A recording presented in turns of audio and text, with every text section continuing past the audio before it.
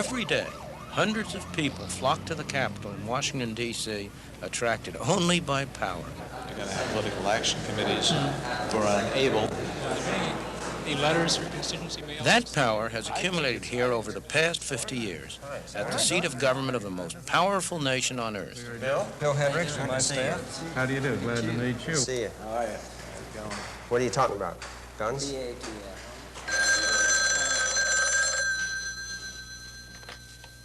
Hello, this is Warren Richardson. Oh, Mary, yes. What's on your mind? Warren Richardson makes his living by knowing who has power and influence to trade. Get the word. I'll be here waiting for you. He's a lobbyist. Thanks a lot. Bye. The official administration position on this bill, however, is that its consideration would be premature at this time in view of the president's... He trades with people like these, members of the House Committee on Agriculture. They make some of the laws and regulations that, among other things, control the food we eat. They are elected officials who have the power to spend billions of dollars of our tax money. We always took them out.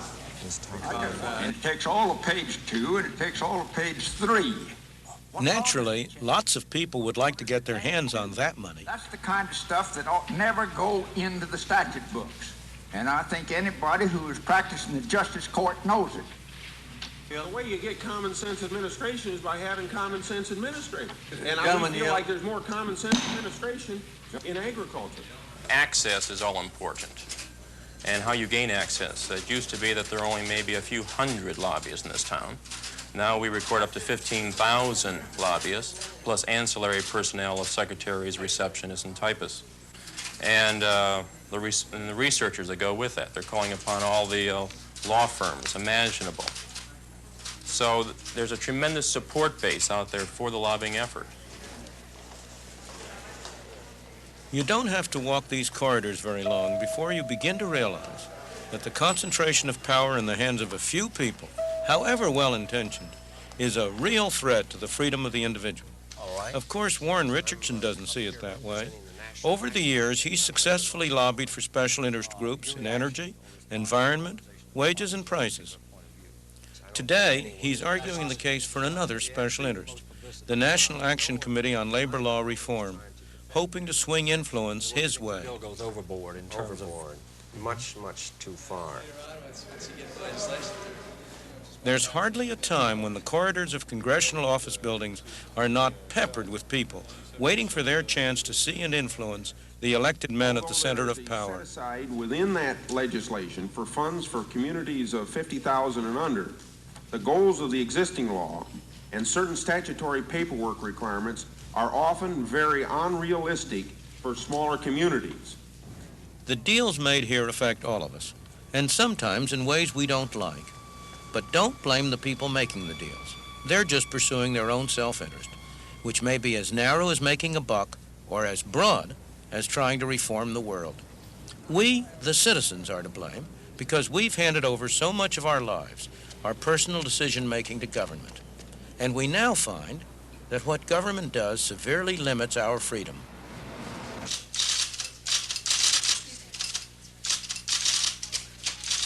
The leather and wood-paneled official offices of a congressman in Washington, D.C. It's the mecca of those who try for behind-the-scenes influence. The acknowledgement. Weaving his way between special interest groups can be tough for a politician. To stay in office, he needs votes. To get votes, he often has to make deals. The chances of our party regaining the White House, if Republicans, if the president sends up policies that Republicans can support. It's frequently a frustrating business. But when you have people who are coming in not for purposes of debate and dialogue and discussion on something, but merely they demand their special interest or their single issue concern, that's where it becomes extremely difficult because there might be an equal number on the opposite side of the coin.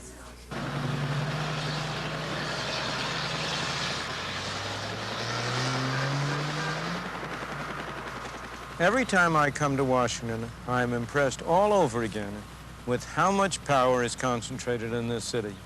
But we must understand the character of that power. It is not monolithic power in a few hands, the way it is in countries like the Soviet Union or Red China. It is fragmented into lots of little bits and pieces, with every special group around the country trying to get its hand on whatever bits and pieces it can. The result is that there's hardly an issue in which you won't find government on both sides. For example, in one of these massive buildings scattered all through this town, filled to the bursting with government employees, some of them are sitting around trying to figure out how to spend our money to discourage us from smoking cigarettes.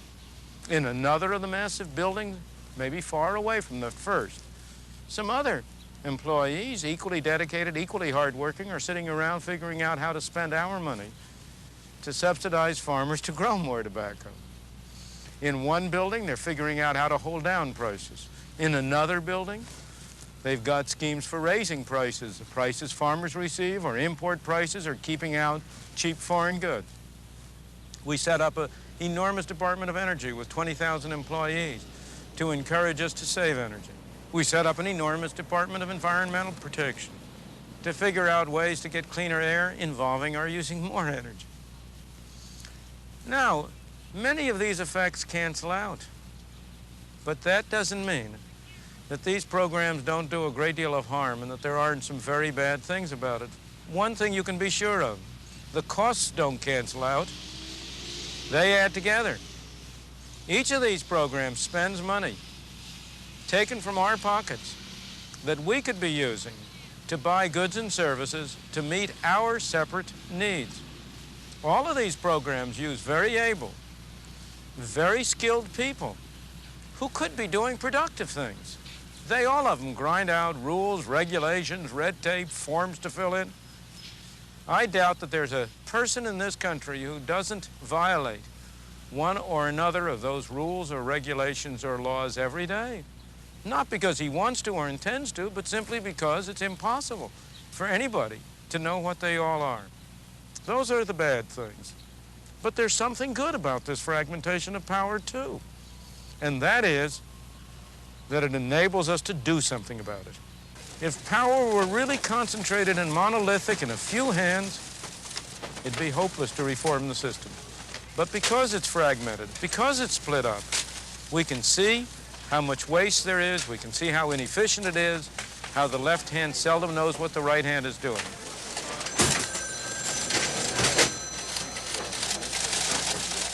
It wasn't always like this.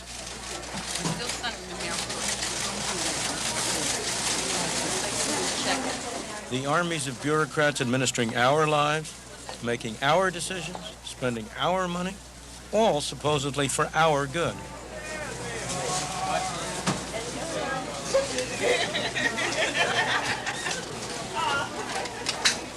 Our nation was founded with something fundamentally different in mind.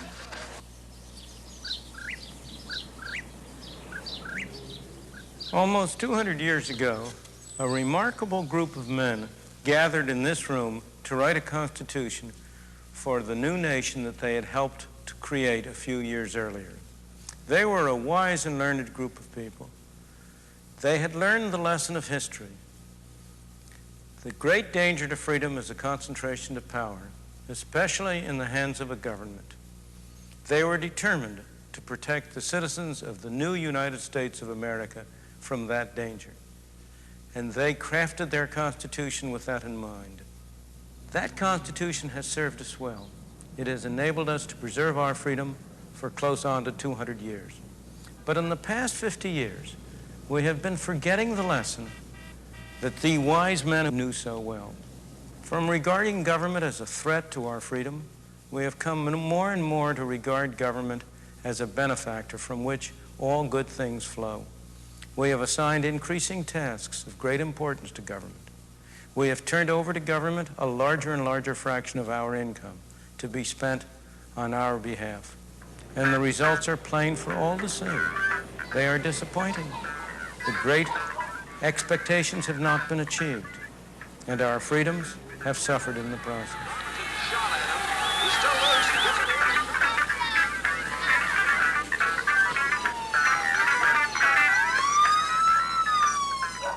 Where did it all go wrong? government began to take an increasing part in our personal affairs nearly 50 years ago. It was 1933, at the lowest point of the worst depression in history. The idea took root that capitalism had failed, and that failure was responsible for the human and economic tragedy. In the early 30s, Franklin Delano Roosevelt and his advisors met here to devise programs to meet the problems of the Depression. Their answer was to give central government more power. Out of that beginning came today's welfare state.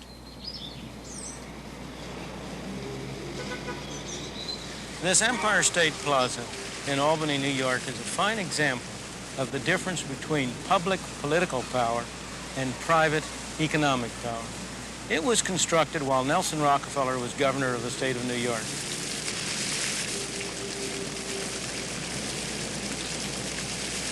The Rockefeller family has spent millions of its private money on good causes. It has endowed universities like my own at the University of Chicago, financed medical research, reconstructed Williamsburg. Yet not all the private money of the Rockefeller family gave them anything like the amount of power that Nelson Rockefeller was able to have as governor of the state of New York. He constructed monuments like this all over the state, using every expedient he could think of to finance them. When he left office, taxes per person in New York State were higher than in any other state in the country, excepting only Alaska. And there was a monumental debt besides. So much so that his successor, who had the reputation as a Democratic congressman of being a big spender, had to use his inaugural speech to preach the virtues of austerity and to say, the time of wine and roses is over. Look at this skyline. It's Chicago, and I think it's very beautiful. Much of it is less than 20 years old. Those tall buildings were built by private enterprise for use by private enterprise, not by government for use by government bureaucrats. These are productive monuments, not a burden on the taxpayer, a burden that has almost bankrupted New York City. The irony is that for the most part it was good intentions that led us to where we are today, a nation governed by bureaucratic empires. I wonder whether, when they built this building, they realized that it was going to come out looking like a fortress. From modest beginnings in 1953, the Department of Health, Education, and Welfare has grown into a veritable empire. Only a small part of its total staff is housed in this headquarters building, a mere 2,000 bureaucrats. Its budget is the third largest budget in the whole world, exceeded only by the entire budget of the United States and of the Soviet Union. It employs directly 150,000 full-time people, and the empire it rules employs another million. More than 1 out of every 100 people in the United States works in the HEW empire.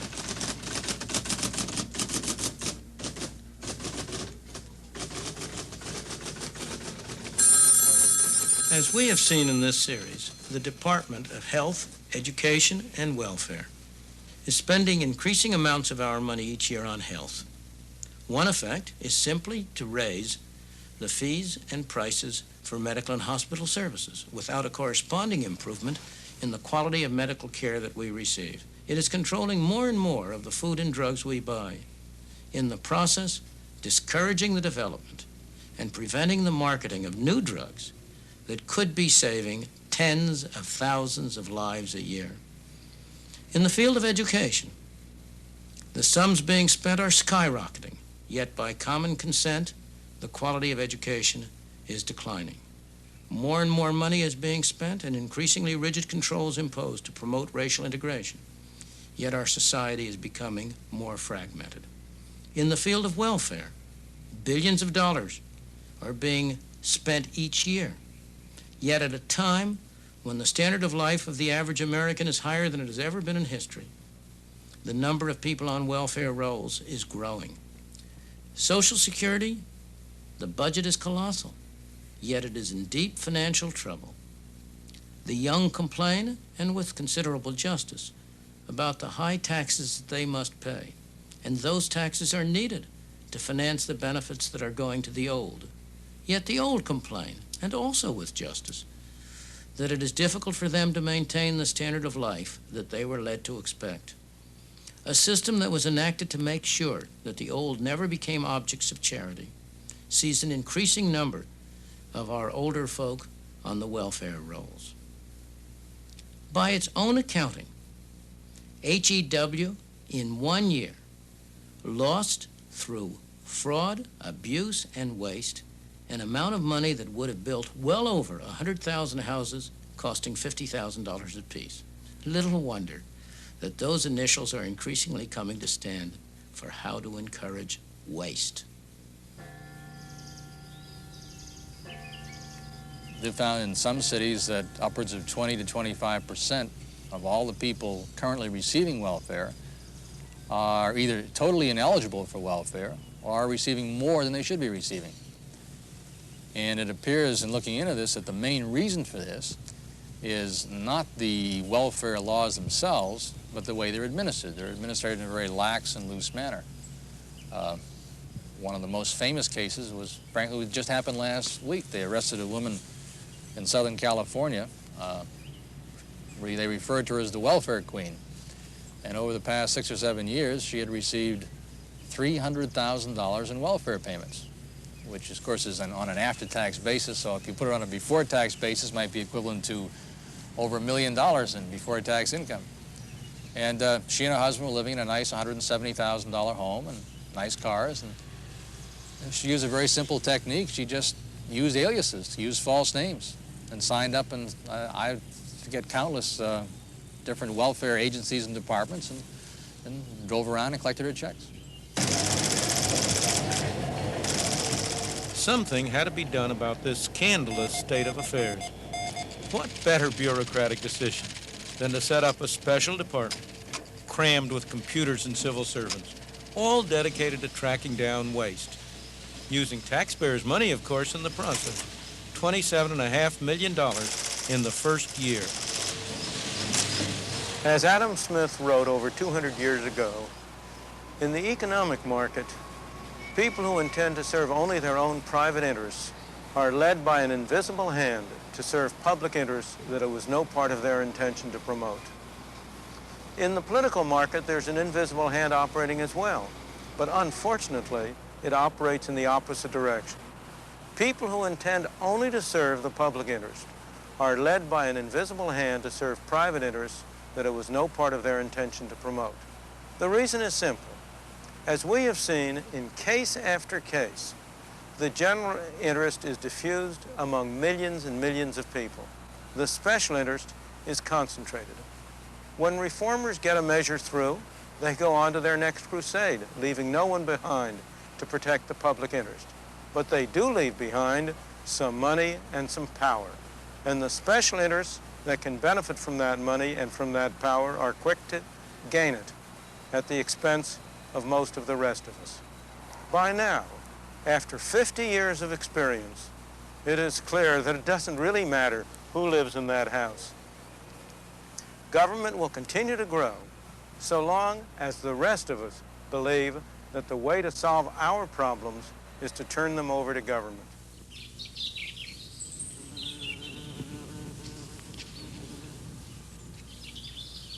Yet there are many people who want to solve their own problems, who want to use their own skills and energy and resources.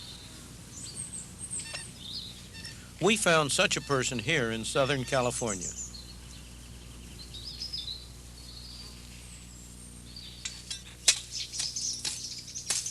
John McComb, a fireman, was planning his retirement.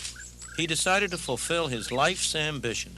He'd build his own house with his own hands. He bought a site with a magnificent view, cleared the ground, and realized that he was the first man who ever cultivated this land. It made him feel good. He pulled a trailer onto the edge of his plot and moved in with his wife to live there while they worked on the house.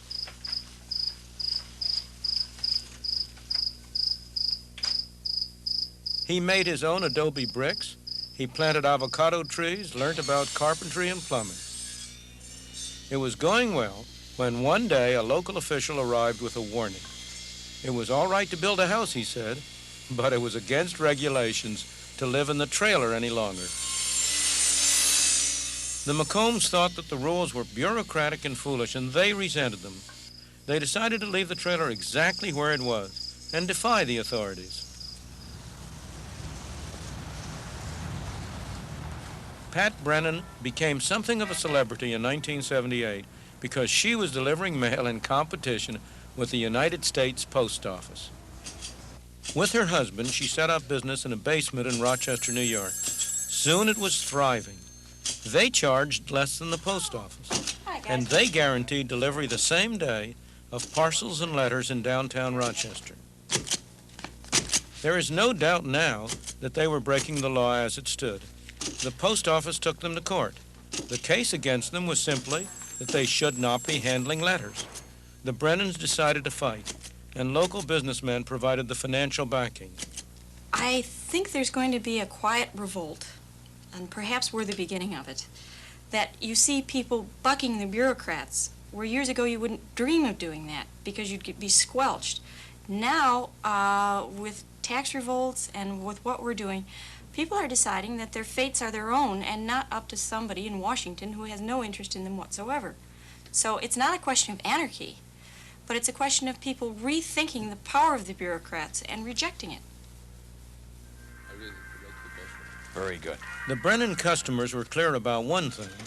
After all, the Brennan service was cheaper than the regular mail.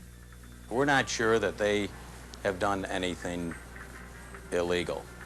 And I'd like to know more about this, and I hope that this gets further into the courts than it has already.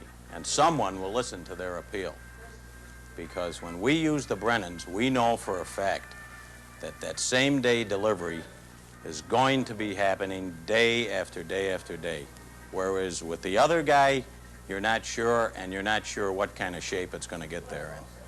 So I am behind the Brennans 100%, and anything I can do to help them, I will. Well, the question of freedom comes up in any kind of a business, whether you have the right to pursue it and the right to decide what you're going to do.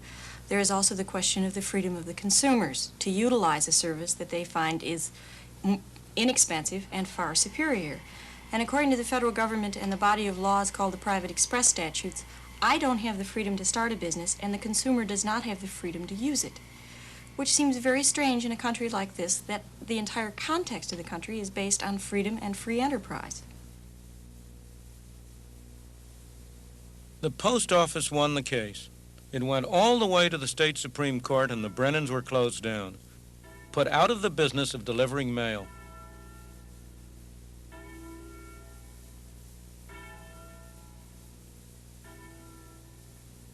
What we've been looking at is a natural human reaction to the attempt by other people to control your life when you think it's none of their business. The first reaction is resentment. The second is to attempt to get around it. And finally, there comes a decline in respect for law in general. There's nothing specially American about this. It happens all over the world whenever some people try to control other people. For example, take a look at what's happening to the British.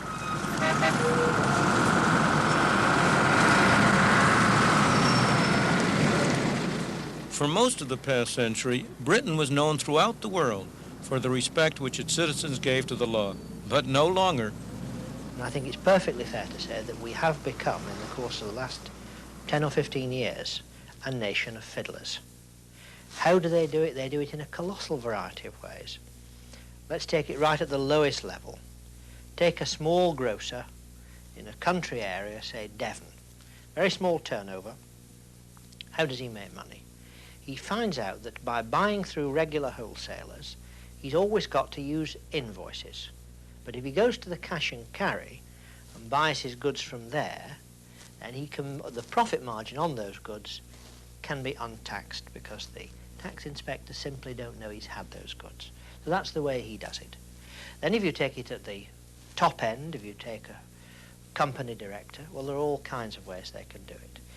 They buy their food through the company. They have their holidays on the company.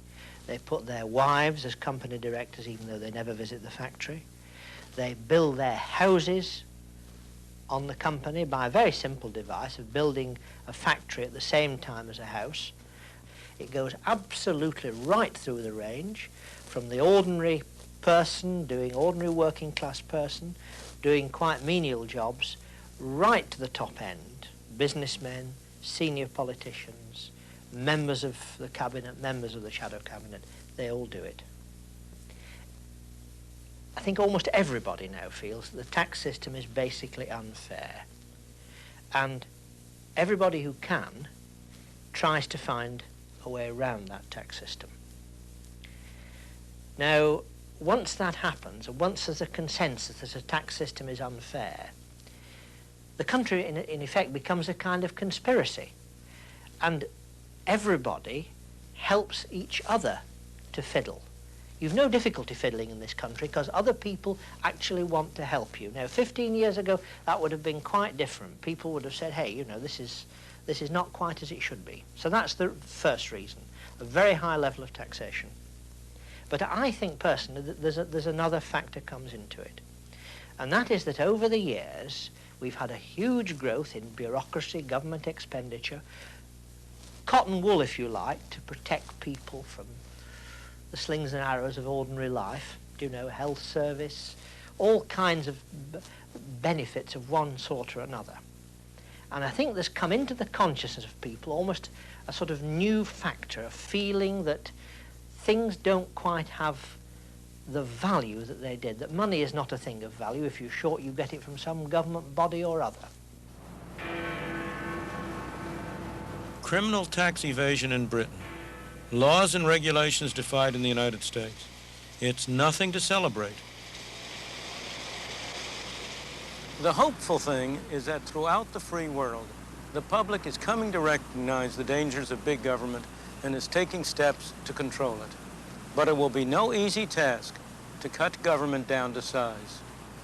Today, in country after country, the strongest special interest has become the entrenched bureaucracy, whether at the national or at the local level. In addition, each of us gets special benefits from one or another governmental program. The temptation is to try to cut down government at someone else's expense while retaining our own special privileges. That way is stalemate. The right approach is to tackle head-on the explosive growth in government spending. Let's give the government a budget, the way each of us has a budget.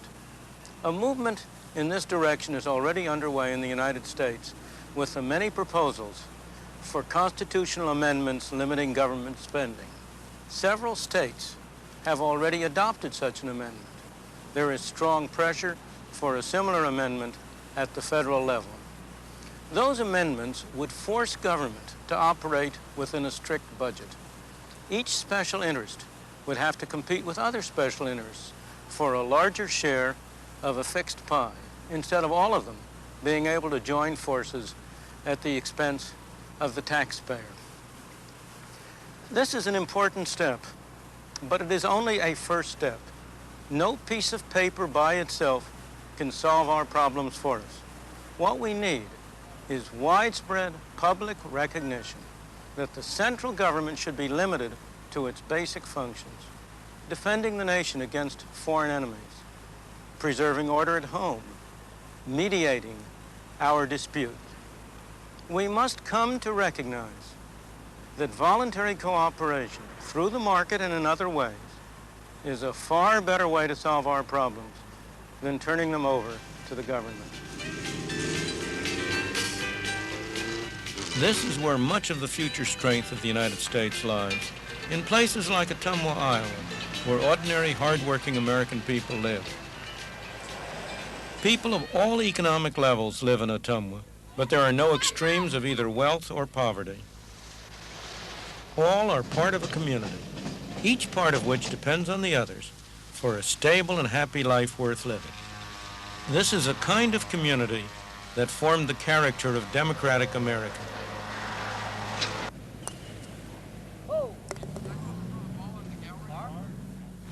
We began this series by stressing two ideas. The idea of human freedom as embodied in Thomas Jefferson's Declaration of Independence. The idea of economic freedom as embodied in Adam Smith's Wealth of Nations. Those two ideas, working together, came to their greatest fruition here in the heartland of America. But the basic character of the society that they created has been changing as a result of the rise of another set of ideas.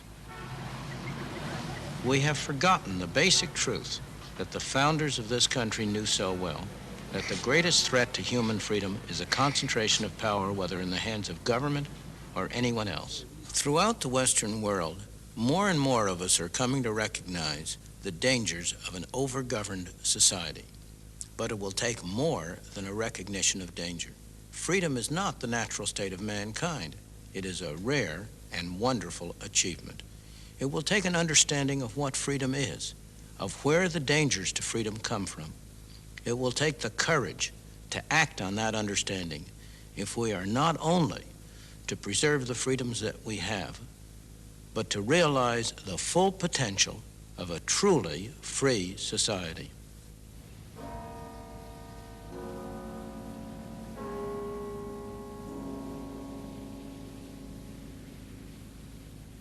Milton, all through your discussions, you hammer away at two things. The theories of Adam Smith on the free market and of Thomas Jefferson on central power. One thing that troubled me a little bit about your discussions was that it seemed to me that you were a little bit the way psychoanalysts used to talk about Freud, that you believed they had given us the word, and that even though 200 years had gone by, it was still the word, that circumstances had not changed the meaning in any way. Are you that fixed about their ideas? There's a great difference between principles and the application of principles. The application of a principle has to take account of circumstances.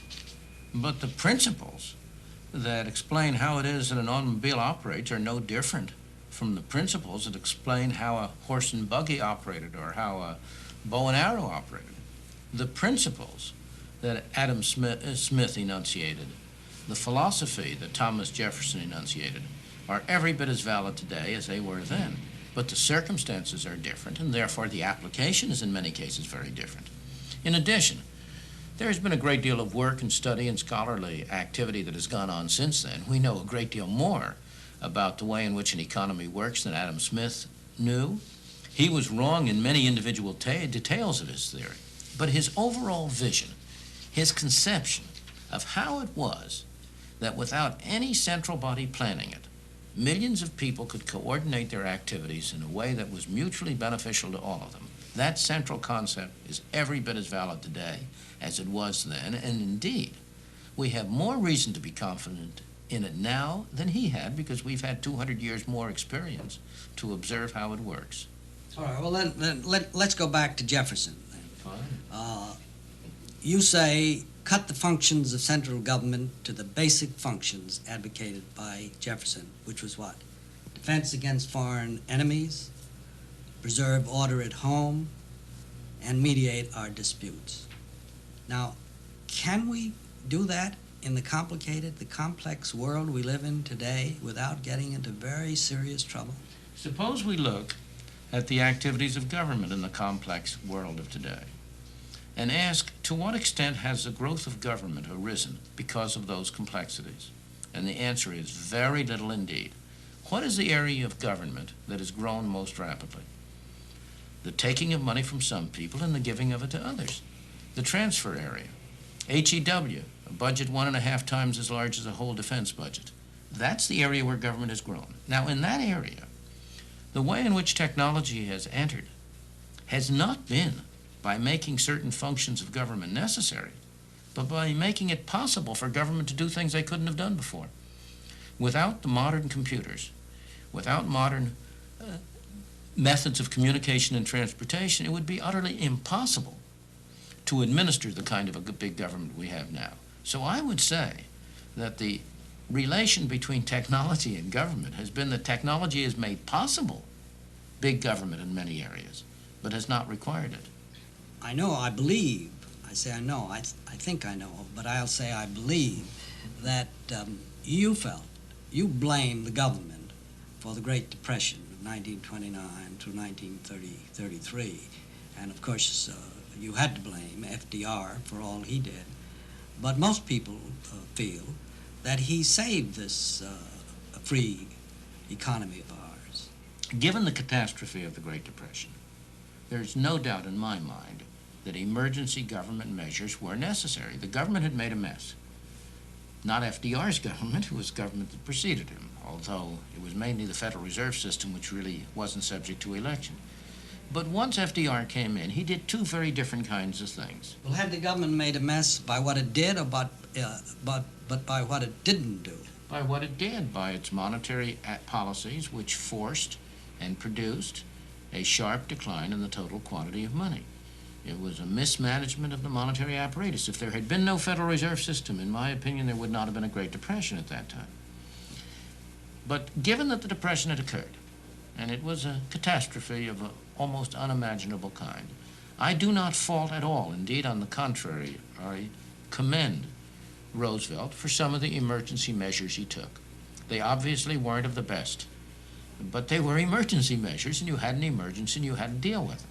And the emergency measures such as relief programs, even the WPA, which was a make-work program, these served a very important function. He also served a very important function by giving people confidence in themselves.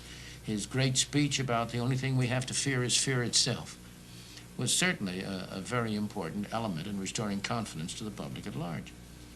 But he went much beyond that. He also started to change, under public pressure, the kind of government system we had. If you go beyond the emergency measures to the what he regarded as the reform measures, things like NRA and AAA, which were declared unconstitutional, but then from there on to the Social Security system, to the... All right, well, take the Social Security system for a minute. The people wanted that. They wanted that protection. They were frightened. They wanted welfare. Not at all. Well, you said pressure. Pressure from whom? Pressure from people who were expressing what they thought the public ought to have. There was no widespread public demand for Social Security programs. The demand for no demand for welfare with 13 million people there was a unemployed? demand for welfare and assistance. I was separating out the emergency measures from the permanent measures. Social Security in the first 10 years of its existence helped almost no one and only took in money. Very few people qualified for benefits. It wasn't an emergency measure. It was a long-term measure. And it had to be sold to the American people, primarily by the group of reformers, intellectuals, New Dealers, the people associated with FDR. The Social Security is one of the most misleading programs. It has been sold as an insurance program. It's not an insurance program. It's a program which combines a bad tax, a flat tax on wages up to a maximum, with a very inequitable and uneven system of giving benefits under which some people get much, some people get little. So that Social Security... Well, would you now abolish Social Security? I would not go back on any of the commitments that the government has made, but I would certainly reform Social Security in a way that would end in its ultimate elimination. Well, you're not afraid then of the free market under any circumstances, where cooperation, which you find necessary or which you believe always comes, fails to come, where competition becomes so fierce and becomes very frequently corrupt, and where it becomes stupid. Take, for example, what's happening in today's market, the conglomerates, which have been seizing up all sorts of... We happen to live in a hotel that's run by a conglomerate. Why should ITT, for example, run a hotel? And how are you going to stop that? Well, first place, once again... Without government, without some once government again, intervention. It's government measures that have promoted the conglomerates. The major reason we have conglomerates is because they are a very effective way to get around a whole batch of tax legislation. Let me ask a different question. Who is more affected by government regulations, by government controls? I thought I was supposed to ask the questions. But I was warned that you might turn these on me. But tell me, who's more affected? The big fella who can deal with it, who can have a separate department to handle the red tape, or the poor fella? Well, the big fella can always take care of himself under any system. Right. And therefore, you want a system which gives the big fella the least advantage. And the system under which he can get government to help him out gives him the most advantage, not the least. You say, am I afraid of greed, of lack of cooperation? Of course. But we always have to compare the real with the real. What are the real alternatives? And if we look at the record of history, if we go back to the 19th century, which everybody always points to as the era of the robber baron who strode around the land and ground the poor under his heel, what do we find? The greatest outpouring of voluntary charitable activity in the history of the world. This University of Chicago is an example. It was founded by contributions by John D. Rockefeller and other people. The colleges and universities throughout the Midwest. If you go back and ask when was the Red Cross founded, when was the Salvation Army founded, when were the Boy Scouts founded, you'll discover all of that came during the 19th century in the era of unregulated, rapacious capitalism. Milton, I'd like to go back for a minute to the question of conglomerates. Granted that what you say, that the government policies, concentration of central government, if you will, or whatever you want to call it, are responsible for the growth of conglomerates. What should you do about them now? No should doubt. Government try to undo them? Or should anybody try to undo them? No. Or should you just let them fail? What would You do? should let them fail, of course. I am strongly opposed to government bailing any of them out. You should let them fail. The best things you can do, in my opinion, are first to have complete free trade, so you can have conglomerates in other countries compete with conglomerates in this country. We may have only 2 or 3 automobile companies, but there's Toyota, there's Volkswagen. Competition from abroad is effective. But in the second place. And when you say complete free trade, you mean all over the world? No, sirree. I mean the United States all by itself, unilaterally, should eliminate all trade barriers. We would be better off if all the other countries did the same. What do you think would happen if we just did it, though? I think we'd be very much better off, and a lot of others would then follow our example. That's what happened in the 19th century when Great Britain in 1846 completely removed unilaterally all trade barriers. So that I'm not... You don't think this country would be flooded with goods of all kinds from all over the world, maybe cheaper, and that we wouldn't have great unemployment in this country? What would the people who sold us goods do with their money? They'd get dollars. What would they do with the dollars? Eat them? If they want to send us goods and take dollars in return, we're delighted to have it. No. No, that's not a problem as long as you have a free exchange rate, because we cannot export without importing. We cannot import without exporting. You would not have a reduction in employment. What you would have would be a different pattern of employment. You'd have more employment in export industries and less employment in those industries that compete with import. But go back to conglomerates, Larry, for a moment. I just want to ask a very different kind of a question. Conglomerates are not very attractive. I would much rather have a lot of small enterprises. But there's all the difference in the world between a private conglomerate and a government conglomerate. In general, the government conglomerate can get money from you without your agreeing to give it to them. You and I pay for Amtrak and for the postal deficit, whether we use the services of Amtrak or the postal deficit or not. I don't pay your conglomerate unless I rent one of their apartments. I get something for my money. So bad as private conglomerates are, they're less bad than one of the alternatives. Milton, suppose I agree with almost everything you say and say it would be wonderful if we were starting from scratch. Almost everything I say, you're a unique human being. I didn't say I do. I don't say I do agree, but I said suppose I agree for the sake of argument. We can't start from scratch. No. How do we undo what we have? How do we undo what we have done? That's the hardest. How would you undo it? Not me. That's the hardest problem, and I agree. That is the real question. How do we get from where we are to where we want to go? And we can't get there overnight. We cannot get there by simply eliminating the things that should not have been done. As in the case of Social Security, we have it, and we've got to live up to our obligations. So we do have to develop a series of policies which will enable us gradually to move from where we are to where we want to be. The first and most important step, in my opinion, is to stop moving in the wrong direction. Milton, you said a few minutes ago that throughout the free world the public is coming to recognize the danger of big government and is taking steps to control it. But how, with the example of what freedom does before them, how do you explain the new countries that have been coming up, all going in the direction of dictatorship? The intellectual climate of opinion has an enormous influence on what happens. And the popular intellectual attitude within the free countries for the poor countries has been that they have to have centralized government. And that has served the interests of small elite groups within those countries. In one backward country after another, what has happened as they've gotten their freedom supposedly from colonial rule, you've had a small elite take over. And they have run that country for their own benefit and at the expense of the poor. It's a tragedy of the modern era. Change the climate of opinion in the major countries. As the climate of opinion is changing, as the philosophy, the attitude, what's being taught at the universities is different. And you will see that these other countries, these backward countries, will follow it. And there is some evidence that way. If you look at the countries the backward countries which are doing best for themselves, they are places like Hong Kong, like Singapore, like Taiwan, like Korea.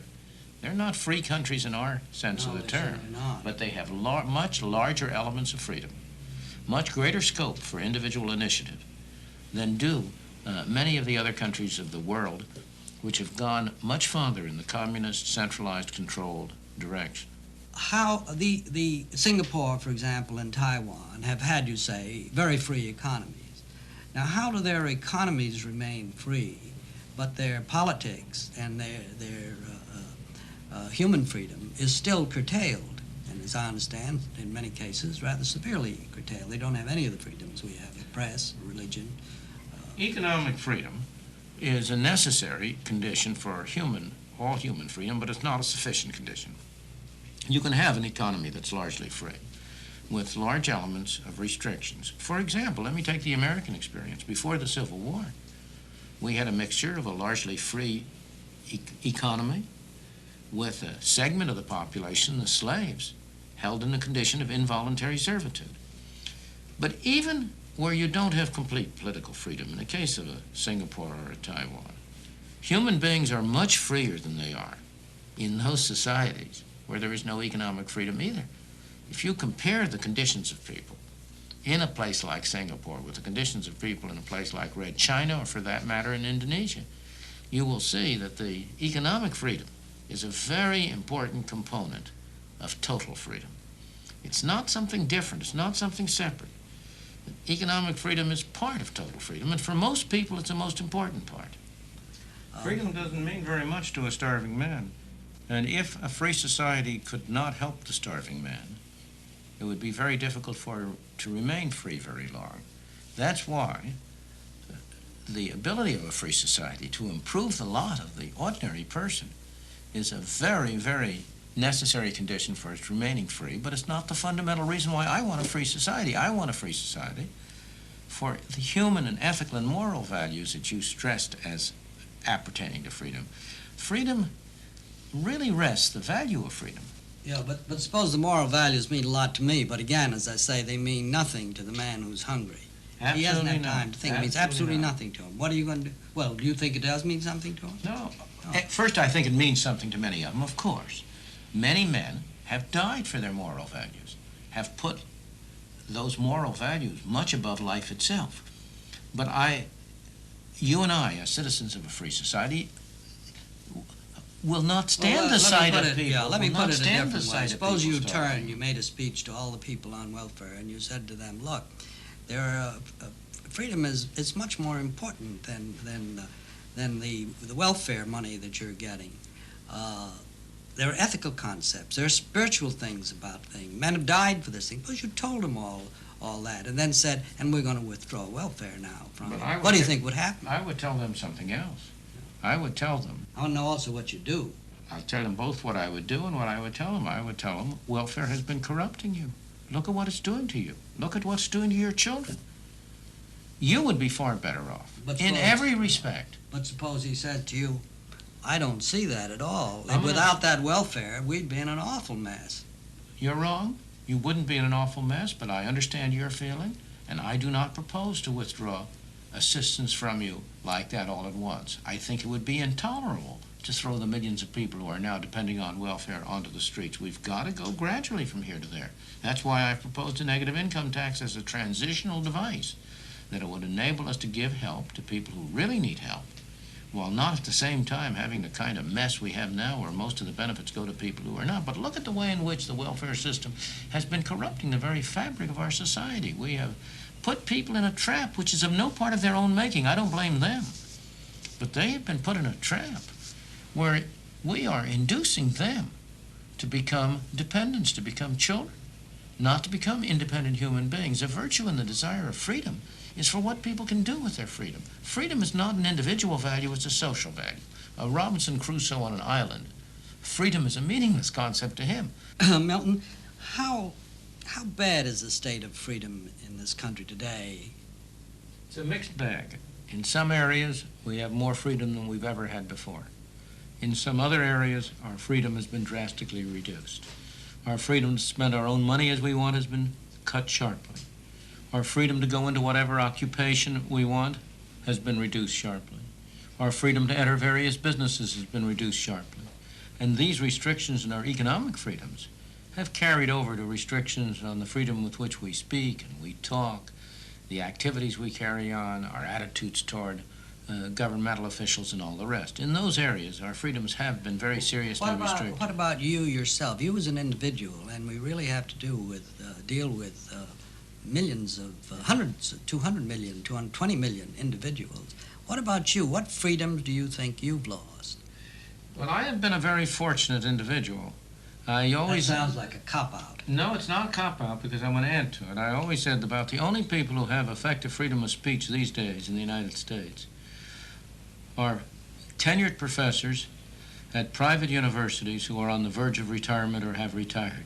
And that's been my situation in these recent years.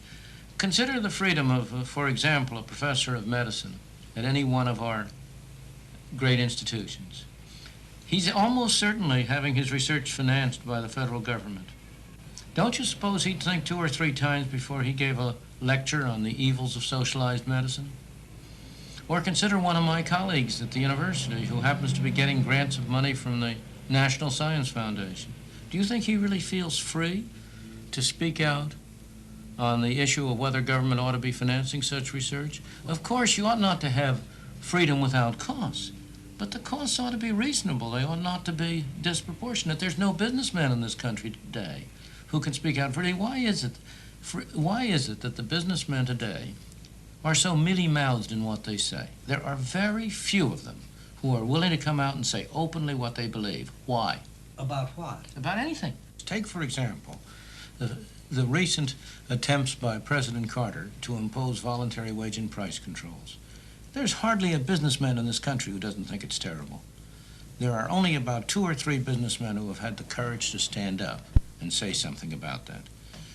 But again, as I say, go to my academic colleagues.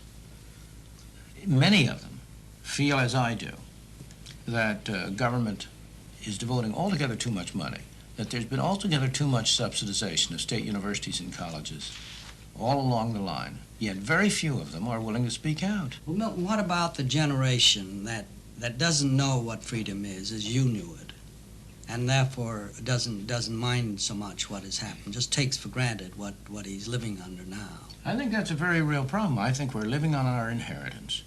We have inherited a philosophy and a set of attitudes, and they tend to be eroded. People get accustomed to what they know. There's an enormous tyranny of the status quo, and most people, most of the time, accept the circumstances that are around them. There's a natural human drive for freedom which always expresses itself, but it's stronger or weaker. And I think a great danger in continuing along the path that we've been going on is that we will lose still more of our inheritance, still more of our basic values, of our basic beliefs in freedom, and that we will have still less protest as more and more freedoms are taken away. The real value of freedom is that it provides diversity, and diversity is in turn the real protection of freedom. People who like to live in small cities can live in small cities. People who like the impersonality of a metropolis can live in a metropolis. We have loyalties to our churches. We have loyalties to our universities, to our schools, to our clubs, to our cities, to our states. It's this diversity, the fact that there isn't a monolithic conformity imposed on us, that is the source of protection for our freedom and also the fruit of freedom. It's because freedom protects diversity, allows You will remember the phrase when Mao said he was going to allow 100 flowers to bloom. But of course he didn't. As soon as people spoke out and 100 flowers bloomed, he cut them off. But it's the blooming of many flowers, the fact that you have all of these different expressions of people's individuality, that produces the great achievements of civilization and that provides the great hope and protection of our freedom. Are you saying then that there are pockets of freedom still existent in the countries? As I said before, the picture is a mixed bag. In certain respects, we have more freedom than we have ever had. But in other respects, we have very much less freedom. Of course, there are great pockets of freedom. This is predominantly still a free country. We must not confuse the trend with the situation. We have been moving away from freedom. Our freedom is in jeopardy, but it by no means has been completely destroyed. And I believe that there is a strong enough component of freedom in our society that we will be able to preserve it, that we're going to turn this trend back, that we are going to cut government down to size, we're going to lay the groundwork for a resurgence, for a flowering of that diversity which has been the real product of our free society.